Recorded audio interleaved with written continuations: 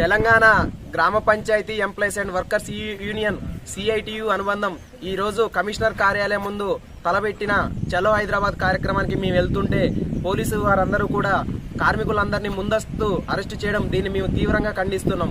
ప్రభుత్వం ఏర్పడి 18 నెలలు అవుతున్నా అన్ని పథకాలు అమలు చేస్తున్నారు. కానీ గ్రామ పంచాయతీలకు ఇచ్చిన మాట ప్రకారం వాళ్ళు మేమైతే సమ్మెలో ఎప్పుడైతే పాల్గొన్నామో వాళ్ళు మా టెంట్ల వద్దకు వచ్చి మేము అధికారంలోకి రాగానే మీ సమస్యలన్నిటిని కూడా పరిష్కరిస్తామని వాళ్ళు హామీ ఇచ్చారు. వాళ్ళు ఇచ్చిన హామీలను మేము నెరవేర్చమని అడుగుతున్నాం.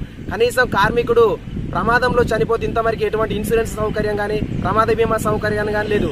కనీసం ఇప్పుడు 9,500 జీతం వస్తుంది.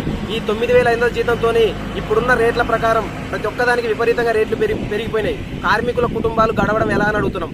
ఇప్పటి వరకు కూడా చాలా మంది కార్మికులకి 3 నెలల నుండి లేదా 5 నెలల నుండి వేతనం రావాలి. ఇంకా ఎన్నడిస్తారు? ప్రభుత్వమే అన్నది గ్రీన్ ఛానల్ ద్వారా ప్రతి నెల మీకు వేతనాలు ప్రతి నెల 1వ తారీఖు నాడు వేతనాలు వేస్తామని ఇంతవరకు కూడా అమలు చేయలేదు.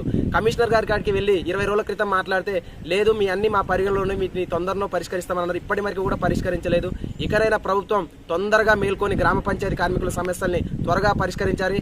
లేకపోతే ముందస్తు ఉద్యమాలకి చాలా తీవ్రంగా ఉంటాయి. ప్రభుత్వం మీద తీవ్ర వ్యతిరేకంగా కూడా మేము పోరాటాలకు సిద్ధంగా అవుతున్నామని తెలియజేస్తున్నాం.